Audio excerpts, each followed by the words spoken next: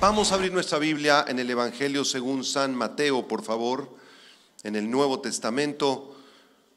Evangelio de Mateo, en el capítulo número 14, del verso 22 en adelante, en un tema que se titula Caminando sobre las aguas. Caminando sobre las aguas. Mateo 14, versículo 22, dice así la palabra de Dios. Enseguida Jesús hizo a sus discípulos entrar en la barca e ir delante de él a la otra ribera, entre tanto que él despedía a la multitud. Despedida la multitud, subió al monte a orar aparte, y cuando llegó la noche estaba allí solo. Y ya la barca estaba en medio del mar, azotada por las olas, porque el viento era contrario. Mas a la cuarta vigilia de la noche, Jesús vino a ellos andando sobre el mar. Y los discípulos, viéndole andar sobre el mar, se turbaron, diciendo: un fantasma, y dieron voces de miedo. Versículo 27. Pero enseguida Jesús les habló diciendo: tened ánimo, yo soy, no temáis. Entonces le respondió Pedro y dijo: Señor, si eres tú, manda que yo vaya a ti sobre las aguas. Y él dijo: ven. Y descendiendo Pedro de la barca, andaba sobre las aguas para ir a Jesús. Pero al ver el fuerte viento, tuvo miedo, y comenzando a hundirse, dio voces diciendo: Señor, sálvame. Al momento Jesús, extendiendo la mano, asió de él y le dijo: hombre de poca fe, ¿por qué dudaste? Y cuando ellos subieron en la barca, se calmó el viento. Entonces los que estaban en la barca vinieron y le adoraron, diciendo: verdaderamente eres Hijo de Dios. Después de haber realizado en este capítulo 14 el milagro de la multiplicación de los panes y de los peces, a través del cual Jesucristo alimentó a una multitud de 5,000 varones, sin contar a las mujeres y a los niños. Contando a las mujeres y a los niños, Jesús debió haber alimentado alrededor de 15,000 a 20,000 personas en esa tarde. Terminando ese milagro maravilloso que se nos relata en el versículo 13 al versículo 20 de este capítulo 14 de Mateo, Jesucristo le ordenó a sus 12 discípulos que se subieran a una barca. Estas barcas podían contener de 12 a 15 personas, entonces tenían el tamaño suficiente para que los discípulos de Cristo pudieran entrar en ella. Ellos entraron en la barca, pero nunca se imaginaron que a la mitad del camino, en la madrugada, empezarían a enfrentar una tormenta que produciría unas olas gigantescas que comenzarían a golpear contra la barca, y pensaron en algún instante que podían morir. De la misma manera que les ocurrió a los discípulos de Jesucristo, todos los cristianos también pasaremos por tormentas en esta vida. Habrán toda clase de olas, vientos y huracanes que querrán dar contra nuestra barca con gran fuerza. Cuando llegue ese momento y te encuentres en medio del mar, en medio de la tormenta, vas a ser tentado, igual que lo fueron los discípulos, a dudar del poder de Cristo. En ese momento el temor va a querer tomarte como presa y vas a comenzar tal vez a dudar del poder de Dios. Entonces, a través de este mensaje, el Espíritu Santo nos va a revelar, nos va a mostrar 4 principios espirituales para poder confiar siempre en Cristo en medio de nuestras tormentas. A continuación vamos a estudiar estos principios espirituales, pero vamos a comentar brevemente lo que ocurrió en el versículo 22 y 23 del capítulo 14 de Mateo. Vean el verso 22. Dice aquí la Biblia que enseguida, después de la multiplicación de los panes y los peces, Jesús hizo a sus discípulos entrar en esta barca e ir delante de él a la otra ribera, entre tanto que él despedía a la multitud. Por supuesto, aquí los discípulos entran al mar de Galilea. El mar de Galilea, ¿verdad?, que se encuentra en el territorio de Israel, tiene aproximadamente 13 kilómetros de ancho por 22 o 23 kilómetros de largo y se encuentra a a más de 200 metros por abajo del nivel del mar. Es un mar muy especial este de Galilea. Después dice el versículo 23 que despedida la multitud, subió al monte a orar aparte y cuando llegó la noche estaba allí solo. En otras palabras, Jesús no fue con sus discípulos en el barco, no se subió a la lancha él, los mandó a ellos y él se quedó despidiendo a la multitud y después se fue a un lugar aparte a orar. La Biblia da testimonio de que el Señor Jesucristo era un hombre de oración.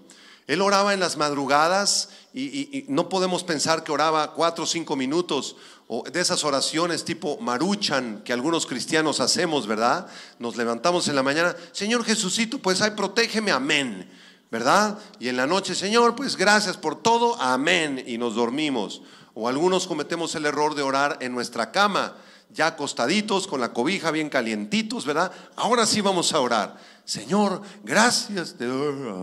Y te dormiste en ese momento y no oraste más que unos 15 o 20 segundos. El Señor Jesucristo no es así. El Señor Jesucristo, cuando estuvo aquí en la tierra, fue un hombre de oración. Y Él se aislaba en las madrugadas, en la noche, en las mañanas, a buscar la presencia de su Padre. Y yo me estaba haciendo una pregunta cuando preparé este mensaje y yo me preguntaba, ¿por qué razón Jesucristo oraba tantas horas? ¿Por qué razón, si Él es el Hijo de Dios, si Él es Dios mismo en la carne, tenía tanta necesidad Jesús de orar? Y la respuesta es sí, Jesucristo tenía necesidad de pasar horas completas en la presencia del Padre. ¿Por qué razón tenía esta necesidad? Por varias razones nos dan la respuesta. En primer lugar, porque Jesucristo amaba a su Padre. Era tan grande el amor que Cristo le tiene a su Padre Celestial que Él se deleitaba en la oración. Se deleitaba en pasar horas y horas y horas en la presencia de su Padre Celestial. ¿Amas tú a Dios también? Entonces, ¿por qué no oramos tanto? Tenemos que aprender de Cristo.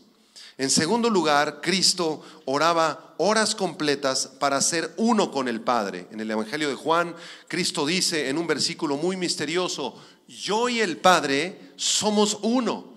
Entonces, en la oración ellos lograban esa unidad para que cualquier cosa que Jesucristo hiciera en la tierra estuviera completamente dirigido por su Padre. Esta es la voluntad de mi Padre, que yo haga lo que Él desea hacer. Este es mi alimento, que yo haga la voluntad de mi Padre. En tercer lugar, Jesucristo oraba durante horas completas para que nosotros comprendamos que el Padre escucha, observa y responde todas nuestras oraciones. Todas nuestras oraciones hechas con fe y conforme a la voluntad de Dios son escuchadas por nuestro Padre Celestial. ¿Cuántos están contentos por eso? Alguien nos está escuchando del otro lado de la línea. Del otro lado está el Dios Todopoderoso y Él inclina su oído a nuestra oración. Ahora, si observamos también estos versículos, cabe aquí hacer otra pregunta. ¿Por qué razón Jesucristo no fue con sus discípulos en el barco? ¿No hubiera sido más fácil que Jesús despidiera a la multitud y les dijera a los 12, espérenme tantito, déjenme atender aquí un poquito la gente y nos vemos en media hora en la orilla del mar de Galilea y ahí nos vamos juntos? ¿Por qué razón Jesús no fue con sus discípulos en el barco? ¿Nunca se lo han preguntado? Hay 3 respuestas. La primera respuesta, en primer lugar, Jesús no fue con sus discípulos en el barco porque estaba preparando una prueba de antemano para ellos en el mar para examinar su fe. Aquí se demuestra la omnisciencia de Cristo. Cristo es Dios, entonces Cristo no se le sale nada de control. Jesús sabía que alrededor de las 3, 4 de la madrugada vendría una tormenta tremenda y los decidió dejar solos porque estaba probando su fe. El Señor también va a prepararte a ti y a mí toda clase de pruebas para preparar y para formar nuestra fe. Dile a la persona que está a tu lado: Dios te va a probar fuertemente tu fe para ver si es cierto que eres cristiano. A mí me encanta orar por muchachitos cristianos que están a punto de casarse. Si tú ya tienes tu novia, tu novio, con mucho gusto, al final del servicio, acérquense con su servidor, porque me encanta orar por las parejitas que están a punto de casarse. Y entonces les digo: cierren sus ojitos. Y entonces empiezo a orar: Señor, te pido en el nombre de Cristo, tu Hijo, que metas a esta parejita en una prueba de fuego. Que pruebes a este muchacho, que lo metas al fuego de la prueba. Y a esta niña de pasadita también, Señor. Y pruébalos profundamente, Señor. Y si esto viene de ti, que se casen entonces el año que entra en mayo. Y si esto no viene de ti o no es tu tiempo, tú obra en sus vidas, Señor, para que no se equivoquen. Quien guste pasar para que oremos por ustedes, con todo cariño. En segundo lugar, Jesús no fue con sus discípulos en el barco porque Jesucristo amaba a las personas que lo seguían y se quedaba con ellas hasta que despedía a todos. Jesucristo no terminó el milagro de la multiplicación de los panes y los peces o el discurso que pudo haber dado. Les dijo: bueno, ya acabé mi discurso, ya comieron todos, vámonos, tráete la lancha, Pedro, vámonos, esta gente es muchísima, hombre, hay que se arreglen como puedan. No, Jesucristo no era un predicador que se salía por la puerta de atrás. Jesucristo se quedaba con las multitudes hasta que había orado o ministrado a todos los que le seguían. Él no vino a llamar justos, sino a pecadores a el arrepentimiento.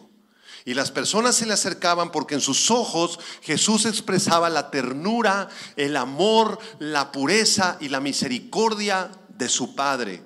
Por eso las personas se le acercaban. Yo imagino que la mirada de Jesús era penetrante, era impresionante, era imponente, pero al mismo tiempo era una mirada de tanto amor, de tanta misericordia. Yo creo que algunos de nosotros, a través de la adoración, cuando cantamos o cuando estamos en comunión con el Padre, hemos podido discernir, hemos podido casi ver los ojitos de Jesucristo. Qué maravilloso. Por esa razón no fue con sus discípulos, porque Él decidió atender a todos los que lo buscaban hasta el final. No se quedaba una persona sin ver a Jesucristo. Y en tercer lugar, Jesucristo no fue con sus discípulos, por lo que ya explicamos anteriormente, porque Él necesitaba estar a solas con su Padre en oración. Era más importante para Jesús pasar tiempo con su Padre celestial, buscando la voluntad de Dios, que estar conviviendo con los discípulos. Y aquí hay una lección muy importante para nosotros de estos primeros versículos de Mateo 14. Que no importa las circunstancias que estemos pasando, debemos buscar a Dios en oración. Cuando nosotros oramos, Dios nos va a fortalecer, nos va a levantar, nos va a dar la dirección, la paz y la seguridad que todos nosotros necesitamos. Por esa razón debemos pedir al Señor que su Espíritu Santo nos dirija a la oración. En la mañana, antes de salir de tu casa, un momentito, aunque sea que estés ahí en la regadera o saliendo de la regadera, 5 minutos, que apartes con tu Padre Celestial antes de salir de tu casa.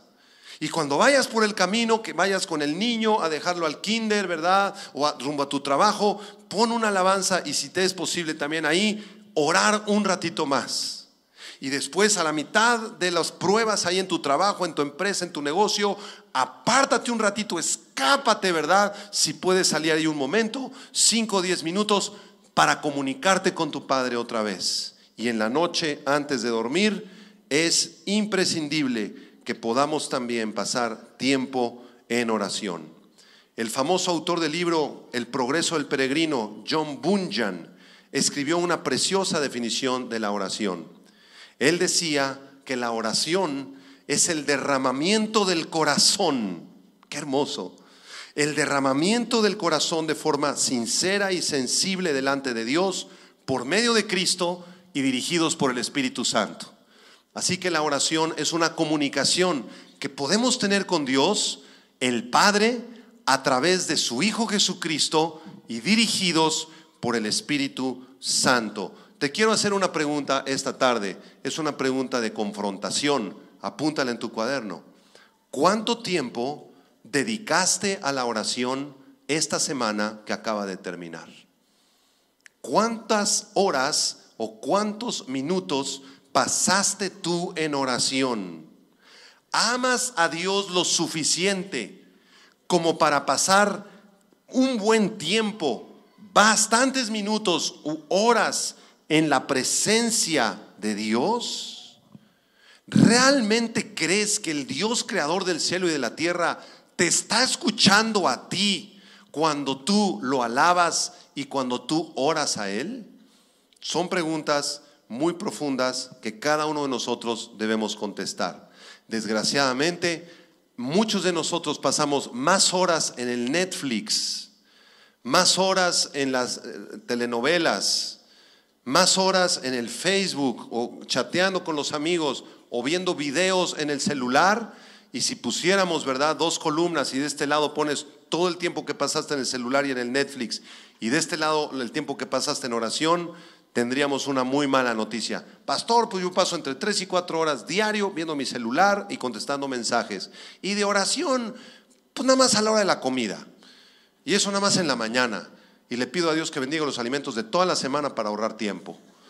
Entonces, si ese es tu caso, hay un problema contigo, porque tu relación con Dios está lejana.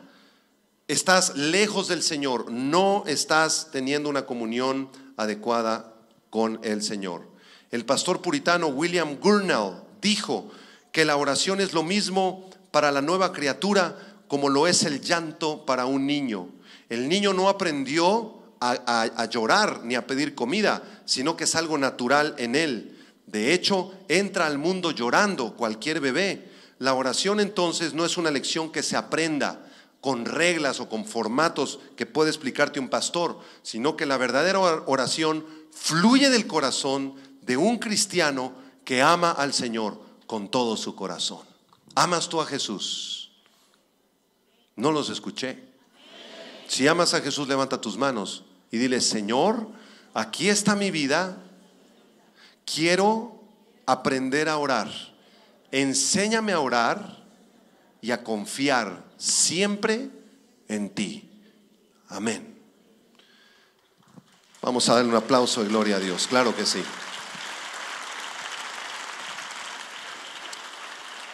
Después de esta breve introducción, vamos pues a desarrollar los 4 principios espirituales que nos van a ayudar a confiar en Dios en medio de la tormenta y a permanecer firmes en la oración. Regresamos a Mateo 14, versículo 24 al 27, donde vamos a aprender el primer principio espiritual, que es el siguiente: solo en la presencia de Jesús seremos libres del temor. ¿Cuál es este primer principio? Dígalo usted. Solo en la presencia de Jesús seremos libres del temor. Dice el versículo 24: y ya la barca estaba en medio del mar, azotada por las olas, porque el viento era contrario. Mas a la 4ª vigilia de la noche, Jesús vino a ellos andando sobre el mar. Y los discípulos, viéndole andar sobre el mar, se turbaron diciendo: ¡un fantasma! Y dieron voces de miedo. Pero enseguida Jesús les habló diciendo: tened ánimo, yo soy, no temáis. Noten en el versículo 25 que esto ocurrió en la 4ª vigilia de la noche. En el calendario judío habían 4 vigilias, apúntalas: La primera vigilia era de las 6 de la tarde a las 9 de la noche. La segunda vigilia de 9 a 12 de la noche, a medianoche. La tercera vigilia era de las 12 a las 3 de la mañana. Y la cuarta vigilia de las 3 de la madrugada a las 6 de la mañana, la hora cuando cantaba el gallo. Así que la Biblia nos revela aquí que esto ocurrió en la cuarta vigilia, entre las 3 y las 6 de la madrugada. Se desató un viento tremendo. Yo me imagino ahí a Pedro y a Juan, ¿verdad? Y a todos los discípulos que venían remando en la barca, y de pronto las olas comenzaron a sacudir aquello, unos vientos tremendos que bajaban de un monte que está al este del mar de Galilea, con más de 1000 metros de altura, y los vientos descienden hacia una velocidad vertiginosa, y aquello se empezó a mover. Todos empezaron, ¿verdad?, a clamar por su vida. Pensaron que se iban a morir. ¿Has pensado tú que te ibas a morir en alguna tribulación? En medio de una prueba así gruesísima que pasaste, dijiste: de esta sí, no me escapo. Hasta aquí llegué, Señor. Esta sí está durísima, Señor. Yo no sé qué va a pasar, Padre, pero esta pienso que de plano no la cuento. En el versículo 25 dice la Biblia claramente que Jesús vino a ellos como hermanos en otra lanchita. ¿Vino a través de un surf? ¿Vino surfeando Jesús? ¿Acaso agarró una moto de esas acuáticas el Señor Jesucristo? De ninguna forma. Jesucristo vino caminando sobre el mar, caminando sobre las aguas. Quiero decirles que los discípulos al menos tenían unos 5 o 6 kilómetros hacia adentro del mar. Así que Jesús, después de que despidió a las multitudes y que sanó a los enfermos y que oró al Padre varias horas, aproximadamente tal vez de las 9, 10 de la noche hasta las 2, 3 de la mañana, el Señor Jesús llegó a la orilla del mar de Galilea y puso un pie en el mar. ¿Y qué pasó? Venció la fuerza de gravedad. Ustedes saben que hay una fuerza de gravedad en este planeta que atrae a todos los objetos al centro de la Tierra con una aceleración de 9.81 metros sobre segundo al cuadrado. Los que son ingenieros me entendieron. En otras palabras, si yo dejo caer un objeto, ¿verdad?, o este micrófono, se va a caer, no se va a caer hacia arriba, ¿verdad? Se cae hacia abajo, atraído con cierta aceleración hacia el centro de la Tierra. Entonces, ¿por qué Jesucristo, cuando Él metió el pie así en el agua, por qué no se hundió, hermanos? ¿Por qué no se hundió? ¿Cuántos han intentado caminar sobre las aguas de ustedes? Un día en Acapulco un hermano: a ver, Señor, por favor, un milagro. ¡Pum! Se fue hasta abajo, ¿verdad? Casi se lo comen los tiburones. ¿Por qué Jesucristo entonces logró vencer la fuerza de gravedad? ¿Nunca se lo han preguntado? ¿Por qué razón? Si su cuerpo era un cuerpo físico, ¿verdad? Todavía no estaba glorificado. Él tenía hígado, riñón, corazón, pulmones, huesos, tenía cierto peso, cierta estatura el Señor Jesucristo. ¿Por qué no se hundió? La respuesta es muy sencilla: porque Él es el creador del universo. Él es el creador de la ley de gravitación universal, de la ley de la gravedad, de la física, de la química, de todas las leyes, porque Él es Dios. Vamos a alábalo con todo tu corazón, exáltalo. Hemos creído en un Dios poderoso. Colosenses capítulo 1, versículo 15. Miren lo que dice aquí el apóstol Pablo tan profundo. Búsquenlo en sus Biblias. Colosenses 1, versículo 15. Se refiere a Cristo este pasaje y dice el apóstol Pablo: Él, es decir, Jesús, Él es la imagen del Dios invisible, el primogénito de toda la creación, porque en Él fueron creadas todas las cosas, las que hay en los cielos y las que hay en la tierra, visibles e invisibles, sean tronos, sean dominios, sean principados, sean potestades. Todo fue creado por medio de Él y para Él, y Él es antes de todas las cosas. Él es antes del mar de Galilea, y todas las cosas en Él subsisten. Él es el creador de todas las cosas y en Él subsisten todas las cosas. No sé cuántos tomaron la clase de química en la secundaria, ¿verdad? O en la universidad, y nos enseñaron el átomo, y estaba el átomo así con su núcleo, y alrededor el átomo de hidrógeno tenía 2 electrones, que es como un planeta y tiene dos órbitas, y ahí están los 2 electrones girando hacia una velocidad impresionante, ¿verdad? Y las cargas positivas y negativas. Y un día le pregunté al maestro: oiga, ¿Y cuál es la pila de eso? ¿Qué es lo que mueve eso? ¿Quién mueve eso? ¿De dónde saca energía el átomo de hidrógeno para tener dos electrones que están así girando impresionantemente rápido? ¿De dónde sacó su energía? Y no me pudo contestar el maestro hasta que leí Colosenses capítulo 1. Es Jesucristo el que sustenta los protones, los electrones, todas las cosas que existen en el universo y en la creación son sostenidas por Él. Amén.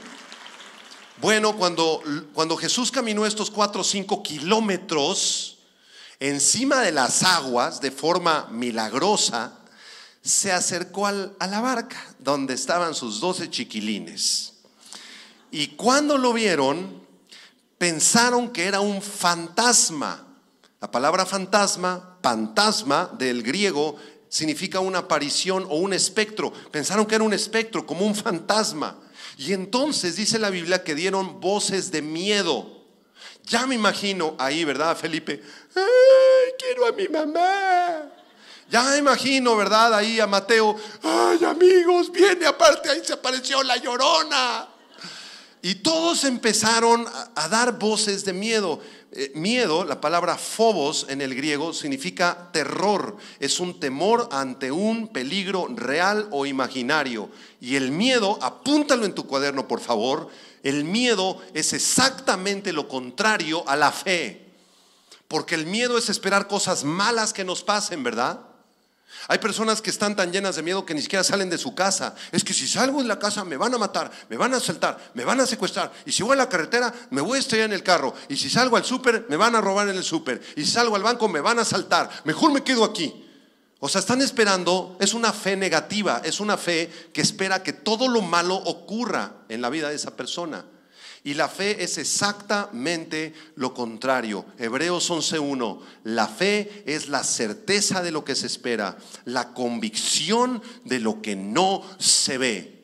Los discípulos, en vez de llenarse de fe y de pensar todo lo bueno, y en vez de que ahí Mateo, ¿verdad?, o Felipe se pararan así en la barca y le dijeran a los otros 11, no se preocupen, el Señor es el que nos mandó y vamos a pasar y vamos a llegar al otro lado y Dios está con nosotros, y aunque están estas olas de 3 metros y nos estamos hundiendo, pongamos nuestra mirada en Dios. No, ninguno de los 12 logró hacer eso. Los 12 se llenaron de temor. Entonces Jesucristo se acercó a la barca, versículo 27, y les dijo, tengan ánimo, yo soy, no teman. Dile a la persona a tu lado, ten ánimo, Dios está contigo, no temas. Mientras los discípulos temían por su vida en medio de la tormenta, Jesús caminaba en paz sobre las aguas. ¿Ustedes creen que Jesús venía como temeroso en las aguas o pensando que se iba a hundir? No, ¿verdad? Mientras los discípulos estaban totalmente temerosos, Jesús venía en absoluta y completa paz. Tú guardarás en completa paz aquel cuyo pensamiento en ti persevera, Señor, porque en ti ha confiado. Isaías 26, versículo 3. Entonces Jesucristo viene aquí con ellos, ¿verdad? Y les dice estas palabras: no teman, tengan ánimo, yo soy. Versículo 27. La expresión yo soy es el nombre de Dios, Yahweh, o el nombre de Jehová en el Antiguo Testamento. El gran yo soy, el que era, el que es y el que ha de venir, es el mismo nombre que Jesucristo se asigna a él mismo aquí. Tengan ánimo, yo soy, no tengan miedo. Yo no sé qué circunstancia estás pasando tú o cuáles son tus temores, pero si tú eres un poquito sensible espiritualmente en esta tarde, seguramente estás escuchando la voz de Dios en medio de tu tormenta y de tu bronconona que traes, que te está diciendo en este momento: no temas, ten ánimo, yo soy. Yo soy. Cuando Abraham, el padre de la fe, no podía tener hijos y venían los mercaderes y le decían: oiga, señor, ¿cómo se llama usted? Yo me llamo Abraham. Muy bonito su nombre. ¿Y qué significa su nombre? Abraham. Significa padre de multitudes. Muy bonito su nombre, señor Abraham. ¿Y cuántos hijos tiene? Ninguno. Ninguno. Y el tipo se llamaba padre de multitudes. Y entonces se llenó de temor en un momento de su vida porque no podía tener hijos. Y en Génesis 15 versículo 1 el Señor le dice: no temas, Abraham, yo soy tu escudo y tu galardón será sobremanera grande. No temas, Abraham. Y a las pocas semanas su esposa, que ya estaba bien cascarita, de 90 años, Sara, queda embarazada la chava. Gloria a Dios. Cuando Josué empezó a conquistar la tierra de Canaán y llegó ahí a la tierra de Canaán y vio unos gigantes y unos pueblos ahí temerosos, se llenó de miedo el Josué. Y el Señor le dijo en el libro de Josué, en el libro de Josué capítulo 8 versículo 1: no temas ni desmayes, toma contigo al rey de Ai, a su pueblo, a su ciudad y a su tierra, porque yo te los entrego. Cuando el profeta Isaías, cuando la nación de Israel tuvo temor del futuro porque iban a ser conquistados por los babilonios, el Señor en Isaías 41 versículo 10 le dice a Israel: no temas, porque yo estoy contigo, no desmayes, porque yo soy tu Dios que te esfuerzo, siempre te ayudaré, siempre te sustentaré con la diestra de mi justicia, porque yo Jehová soy tu Dios, quien te sostiene de tu mano derecha y te dice: no temas, yo te ayudo. ¿Cuántos creemos en el Señor?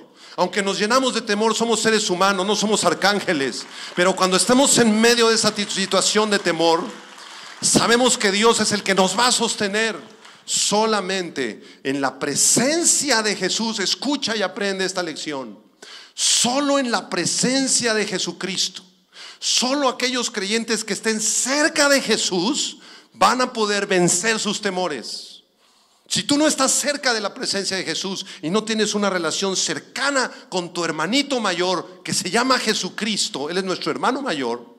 Aunque vayas al psicólogo y tomes chochos tranquilizantes y vayas al psiquiatra y leas el horóscopo y vayas con 1000 doctores, no van a desaparecer tus temores, porque el único que puede quitar tus temores se llama Jesucristo. El miedo paraliza, aturde, confunde y ciega, intimida. Ahí en tu cuaderno apunta tus temores. ¿A qué le temes tú? ¿Le temes al fracaso acaso? ¿Le temes a un accidente porque tu tía se mató en la carretera y ahora tú piensas que a ti te va a pasar lo mismo? ¿Le temes al robo, que entren a tu casa a robarte? ¿Le temes a morir? ¿Le temes a una enfermedad que te dé cáncer? ¿Le temes a quedarte pobre, que el país entre en la ruina, tú sin trabajo y te quedes en la pobreza, en la miseria? ¿Le temes a Satanás, a sus demonios?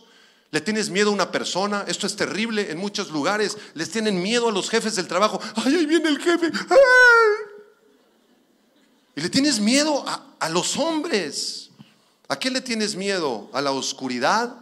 Pues el Señor te dice en este momento: no le temas a nada ni a nadie, solamente témele a Dios, porque Él es el único que puede dar la vida o puede quitarla.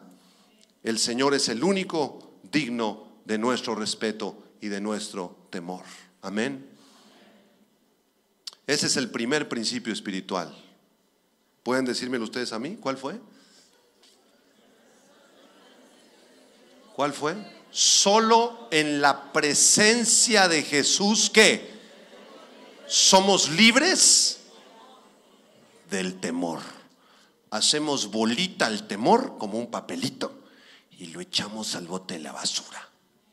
Porque Dios no nos dio espíritu de cobardía, sino de poder y de amor y de dominio propio. Dile a la persona a tu lado con un pequeño empujoncito: tú no eres un cobarde, tú eres un valiente de Dios. Díselo. Y Dios está contigo, pero debes estar cerca de Jesús. Segundo principio espiritual. Regresamos a Mateo capítulo 14, versículo 28 al 31. Esto es precioso. Mateo 14, 28 al 31. El segundo principio espiritual esta tarde es el siguiente: solo la mano de Jesús puede sostenerte. ¿Cuál fue este principio? Dígamelo usted. Solo la mano poderosa de Jesús puede sostenerte. Versículo 28, vamos a leerlo. Entonces le respondió Pedro y le dijo: Señor. Pensaban que era un fantasma, ¿verdad? Pero Pedro como que intuyó que era Jesús.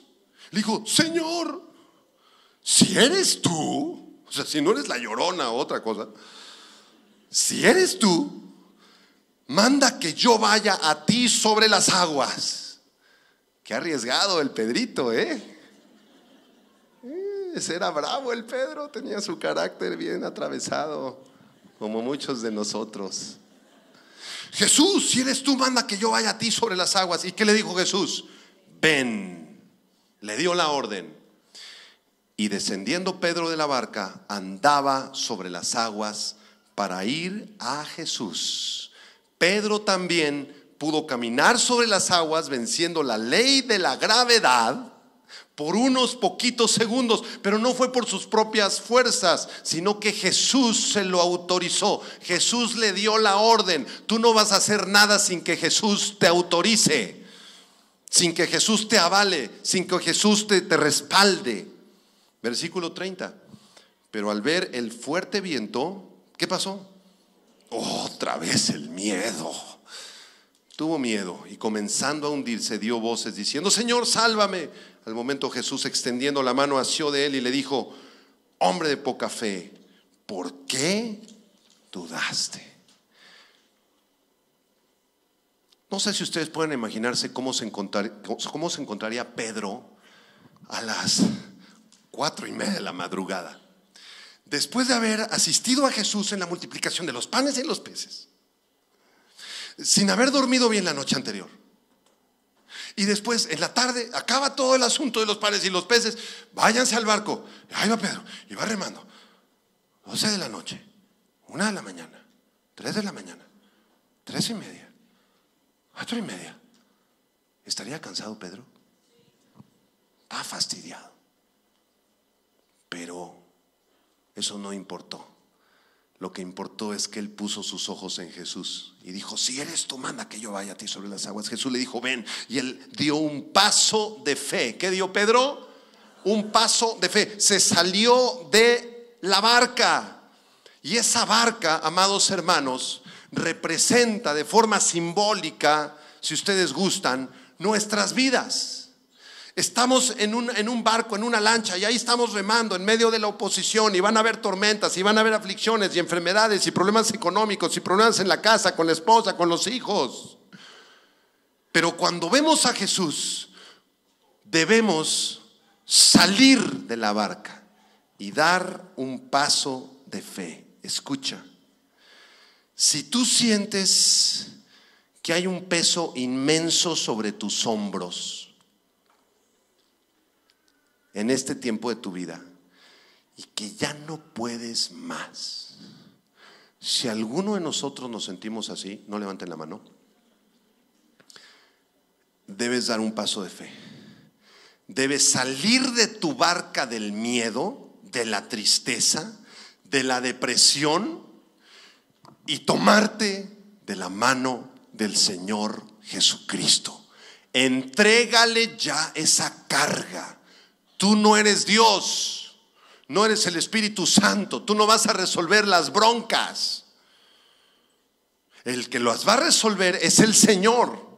Pero es necesario que te salgas de esa posición en la que estás en medio de tu tormenta, que pongas tus ojos en Jesús y que lo agarres de su mano.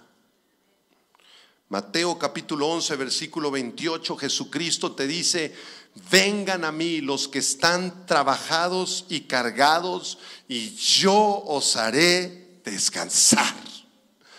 Muchos de ustedes necesitan descansar ya. Si sigues con esa presión y con ese ritmo de trabajo y con ese ritmo de querer solucionar todo y que no se salga nada de tu control, te vas a enfermar. Te va a dar colitis y gastritis y todas las itis. Porque tú quieres tener el control y te has echado una carga que nadie puede sobrellevar. Necesitas entregarle esa carga al Señor Jesucristo. Él te va a hacer descansar.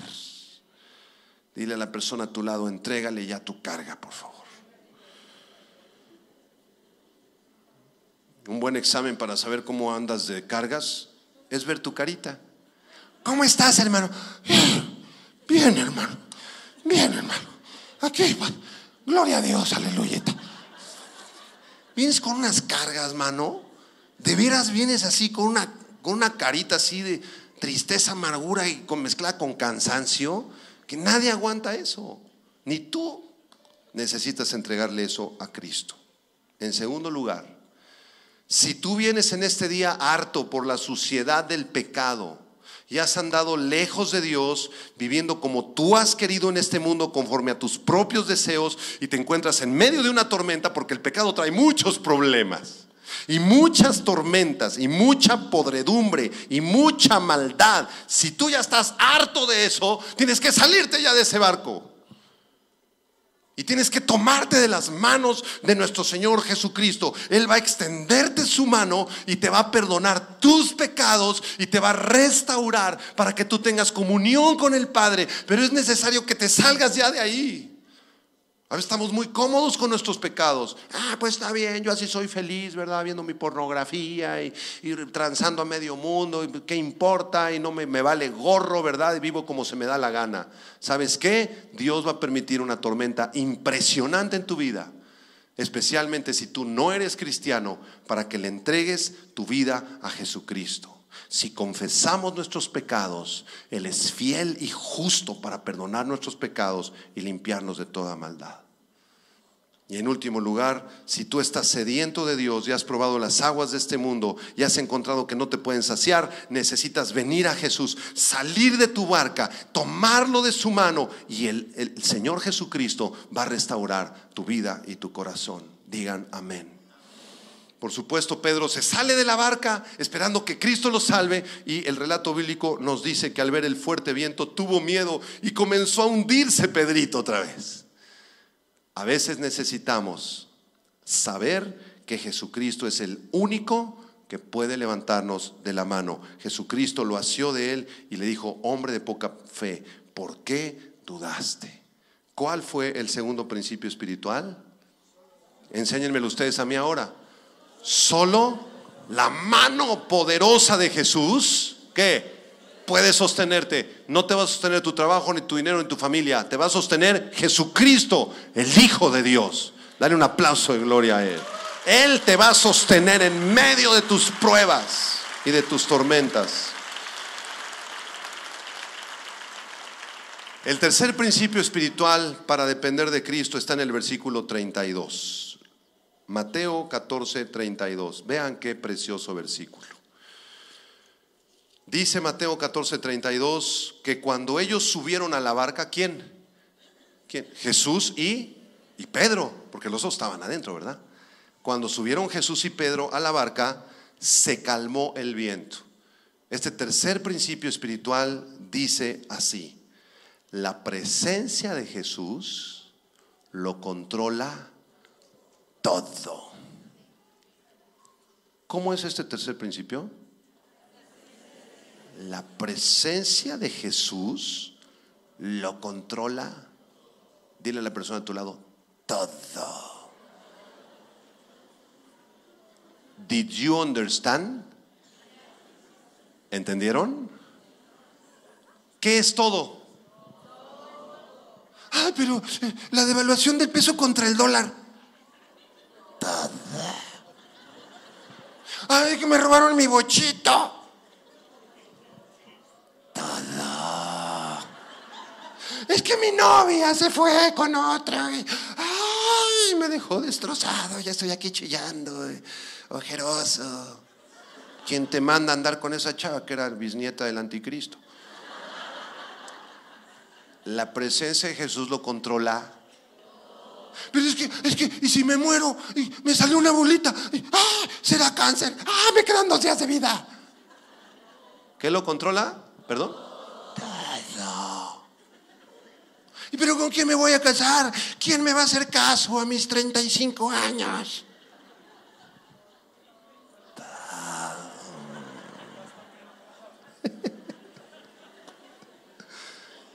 Es que me vio feo la hermana y ahora ya no vengo a esta iglesia porque qué falta de amor en esta iglesia. No se nota el amor de Cristo.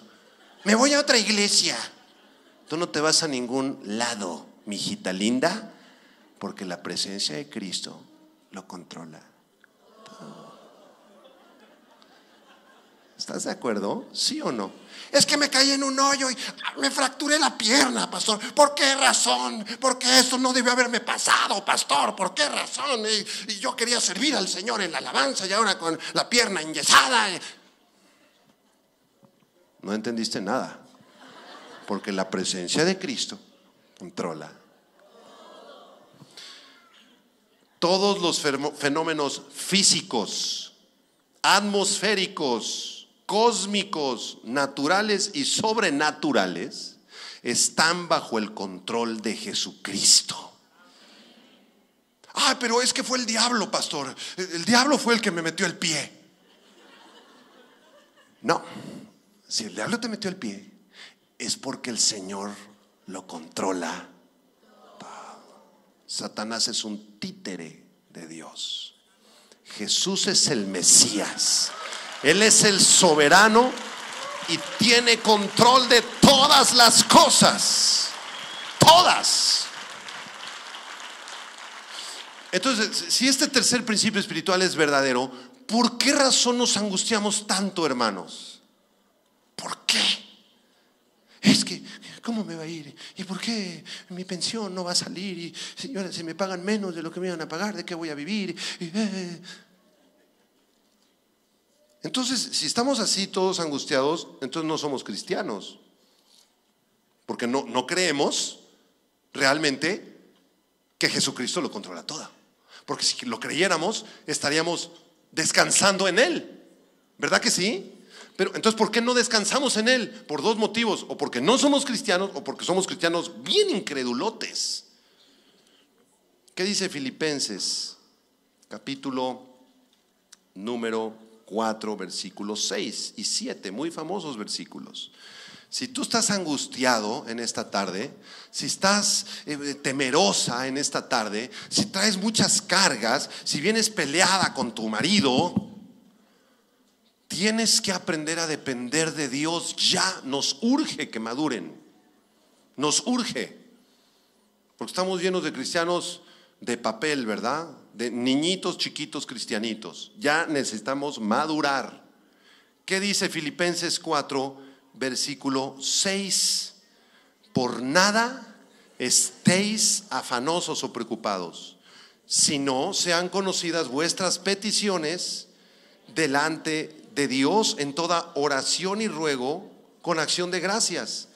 Y la paz de Dios, que sobrepasa todo entendimiento, guardará vuestros corazones y vuestros pensamientos en Cristo Jesús. ¿Qué tengo que hacer cuando estoy afanoso, preocupado, angustiado? Orar y entregar esa petición delante de Dios en oración, y la paz de Dios va a gobernar en mi corazón.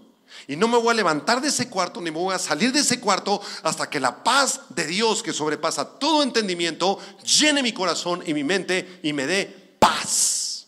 Y si todavía no me ha dado paz, no me salgo de ahí hasta que me la dé.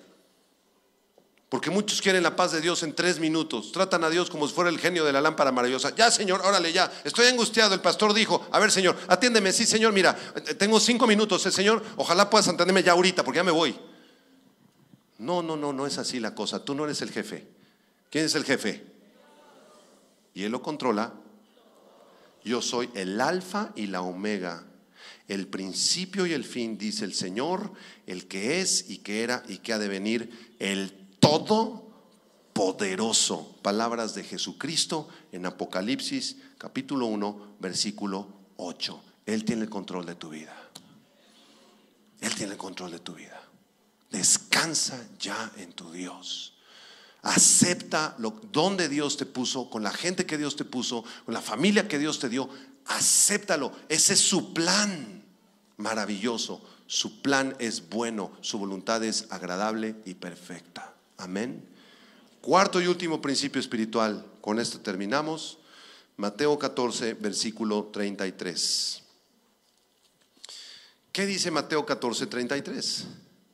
Entonces, los que estaban en la barca, ¿quiénes estaban en la barca? Los 11 discípulos más Pedro, que recién se había subido, y vinieron, ¿y qué hicieron?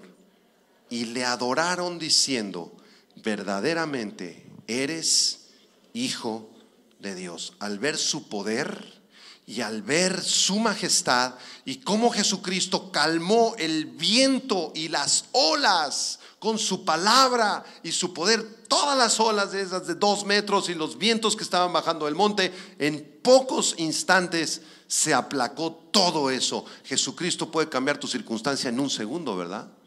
Entonces, al ver estas cosas, sus discípulos lo adoraron. Ese es el cuarto y último principio espiritual en esta tarde. La presencia de Cristo nos lleva a adorarlo. ¿Cuál es el cuarto principio? La presencia de Cristo nos lleva a la adoración. Esta palabra adoración, proskuneo del griego, ¿saben lo que significa? Significa inclinarse o postrarse, arrodillarse para besar la mano de otro. Por eso cuando vemos en una religión muy popular aquí en México, cuando viene su líder máximo de Roma, las personas se inclinan y le besan la mano. Eso es un acto de blasfemia a Dios, de idolatría, porque es exactamente la definición de adoración: inclinarse o postrarse para besar la mano. Nosotros no debemos inclinarlos ante ninguna persona, ante nadie, ni ningún pastor, ni ningún líder espiritual, porque el único digno de ser besado en su mano y de ser adorado de rodillas es el Señor Jesucristo. Este es un acto donde rendimos nuestras vidas a Él, donde rendimos nuestro corazón. ¿A cuántos de ustedes les gusta adorar a Jesús? ¿Cómo adoramos a Jesús? Así como lo estamos viendo. Te puedes poner de rodillas y puedes imaginarte, pensar con tu mente y con tu espíritu, comenzar a orar, imaginarte que tú te postras delante de Jesús, que besas sus manos hermosas, sus pies, y le rindes toda tu vida. Cuando tú adoras al Señor, vas a encontrar esa paz que sobrepasa todo entendimiento.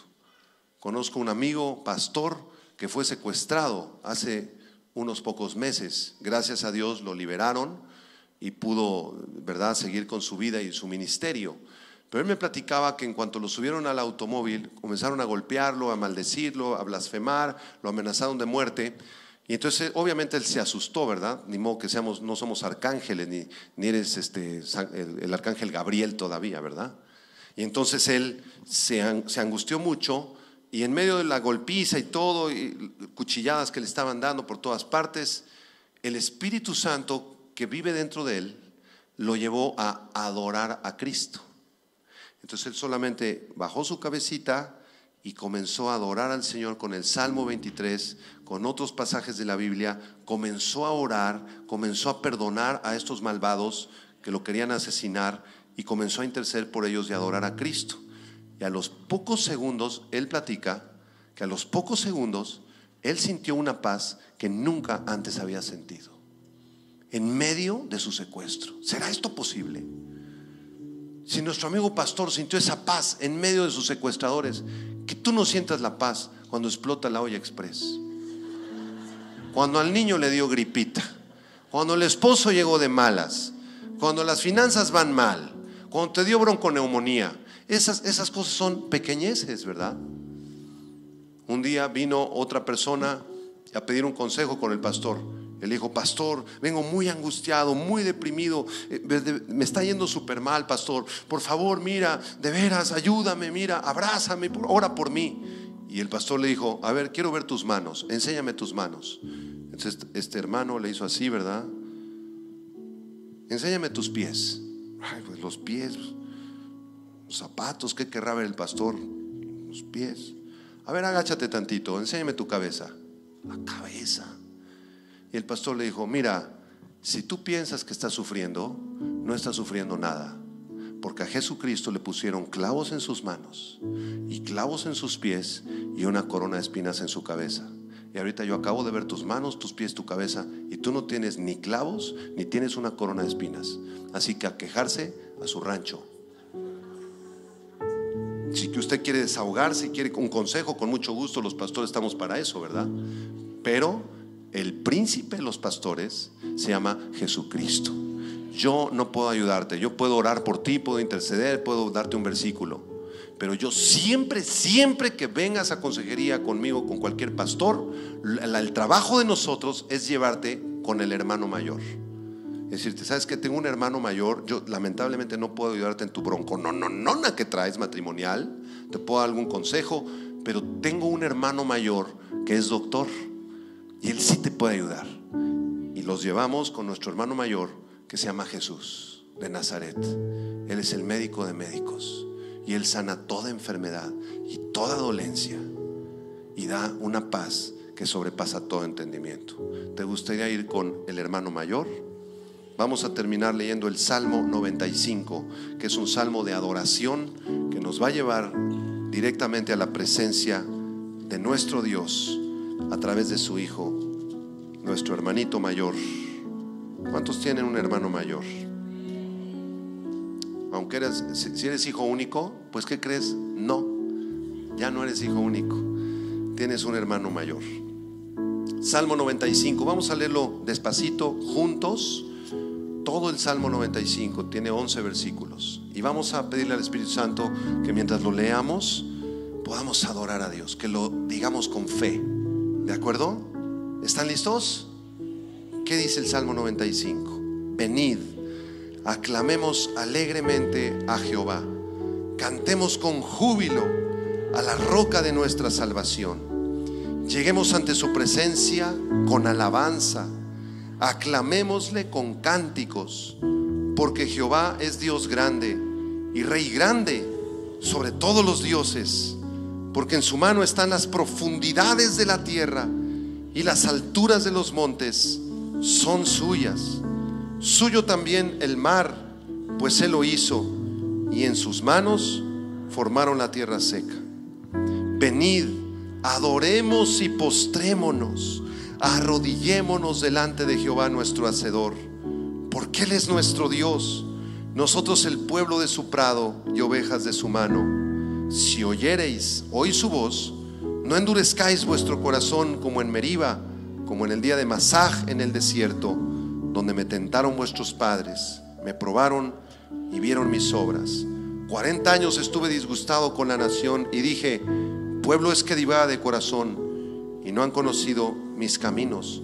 Por tanto juré en mi furor que no entrarían en mi reposo. Hermanos, Él es nuestro Dios, nosotros somos sus ovejas. Confía en el Señor. El Señor está con nosotros. Entrégale tus cargas y Él te va a ayudar, Él te va a fortalecer, Él te va a levantar y encontrarás esa paz maravillosa. Pero si escuchaste hoy su voz, como leímos en los últimos versículos, no te endurezcas. Cree con toda tu alma que Dios es tu ayudador, que Dios es tu amparo y tu fortaleza y tu pronto auxilio en todas las tribulaciones. Amén. Cierre sus ojos, vamos a orar. Señor, te damos gracias por tu bendita palabra, porque solo en la presencia de Jesús somos libres del temor. Levanta tus manos, por favor, desde tu lugar. Y si has vivido con un temor a la muerte, un temor al futuro, al fracaso, entrégaselo ya al Señor. Dile, Señor, en tu presencia seré libre del temor. Te entrego este miedo que tengo, Señor. Solo en la mano de Jesús podemos sostenernos. Él nos sostiene con su mano. Extiende tus manos al cielo y dile, Señor, sosténme con tu mano. Tómame, Señor, tómame con tu mano poderosa. Y aunque yo me esté hundiendo en medio del mar y de las pruebas, tú levántame, tú fortaléceme. Sácame, Señor, de este problema. Sácame de esta necesidad. Sácame, Señor, de este pecado en el que me encuentro. En el nombre de Cristo, tómame, Señor, de mis manos. Solo en la presencia de Jesucristo encontramos que Dios tiene el control. porque la presencia de Jesús lo controla todo. Levanta tus manos y dile: tú lo controlas todo, Señor. Yo no controlo nada. Tú eres el Dios soberano. Tú controla mi vida, tú controla mi trabajo, tú controla mis finanzas, tú controla mis familias, Señor, mi familia, porque tú eres todopoderoso, Señor. Y en este momento te adoramos con todo nuestro corazón, Señor. Te entregamos toda nuestra vida, Señor, porque tú eres el único que abres caminos, Señor. Tú eres el Dios de milagros, el Dios de Abraham, de Isaac y de Jacob, Señor. A ti te adoramos. Delante de ti nos postramos y nos arrodillamos. Así, con tus ojos cerrados, nadie abra sus ojos. Si hay alguna persona que quiera entregarle su corazón a Jesucristo por primera vez, dile estas palabras. Si tú quieres entregarle tu corazón al maravilloso Señor Jesucristo, el Mesías, dile estas palabras. Cierre sus ojos, todo el mundo, por favor. Dile así: Señor Jesucristo, te abro la puerta de mi corazón. Solamente tú puedes ayudarme, Señor. Tú lo controlas todo. Tú eres el Rey del universo, Señor. Tú eres el único que puedes calmar la tormenta. Perdona mis pecados, Señor. Te recibo en este momento como mi Señor, como mi Salvador. Y te suplico que me salves y que me concedas el milagro de nacer otra vez. Te lo pido en tu nombre precioso, en el nombre de Jesús. En el nombre de Jesús. Amén.